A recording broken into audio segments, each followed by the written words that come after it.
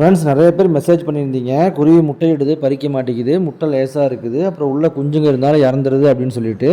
அதுக்கு வந்து பார்த்தீங்கன்னா பிரச்சனை வந்து பார்த்தீங்கன்னா கால்சியம் தாங்க. கால்சியம் வந்து நீங்கள் கரெக்டான மெத்தடில் கொடுக்கணும்.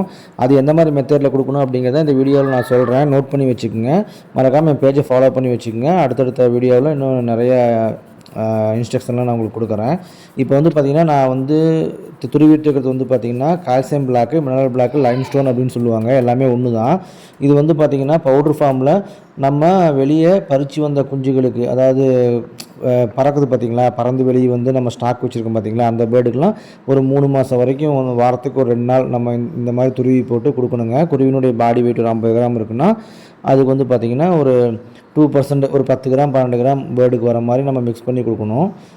ஒரு வாரத்துக்கு ஒரு 3 நாள் கண்டிப்பாக கொடுக்கலாங்க. அப்புறமேட்டு வந்து பார்த்திங்கன்னா கட்டில் ஃபிஷ் போன் இருக்குது, அப்புறம் மினரல் பிளாக் இருக்குது. இதெல்லாம் வந்து ஒரு ப்ரீடிங்காக ஒரு பறவையை நீங்கள் செட் பண்ணியிருக்கீங்க அப்படின்னா அது வந்து உள்ளே போட்டுடணும். உள்ளே போட்டதுக்கப்புறம் அது 4 முட்டை எடுத்து பார்த்திங்கன்னா 8 நாள் ஆகும். அது வரைக்கும் அது உள்ளே இருக்கலாம். முட்டையை விட்டதுக்கு அப்புறமா வந்து அதை நம்ம கண்டிப்பாக வெளியே எடுத்துடணும். மறுபடியும் அதை உள்ளே வைக்கணும்னு அவசியமே இல்லைங்க.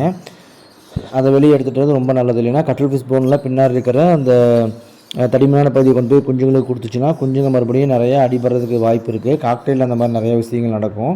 அப்புறம் ஹெல்த்தியான ஃபுட்டில் நம்ம மிக்ஸ் பண்ணுறதுக்கு காரணம் வந்து பார்த்திங்கன்னா கால்சியம் டானிக் வந்து குஞ்சுகள் பறித்து அதுக்கப்புறம் அந்த குஞ்சுகள் வெளியே வரும் தெரியுங்களா, ஒரு 40 நாள் ஆகும் தெரியுமா, அது வரைக்கும் கண்டிப்பாக பேரண்ட் பேர்டுக்கு நம்ம டெய்லியும் கொடுத்துட்டு தாங்க இருக்கணும். இல்லைன்னா ஒரு நாள் டு ஒரு நாள் கூட கொடுக்கலாம், அதை பற்றி பிரச்சனை இல்லை. ஆனால் கொடுக்காம எந்த காரணத்துக்குள்ளேயும் டானிக்கை வந்து நிறுத்தவே கூடாதுங்க. அதுக்கப்புறம் டானிக் கொடுத்து முடிச்சிடணும். குஞ்சுங்க பெருசாகி வெளியே வருதுன்னு வச்சுக்கோங்களேன். அப்போ அதுக்கப்புறம் வந்து பார்த்திங்கன்னா இந்த மாதிரி பிளாக்ஸ் நம்ம வச்சு துருவி விட்டு ஃபுட்டில் வச்சு குஞ்சுங்களுக்கு கொடுக்கலாம்.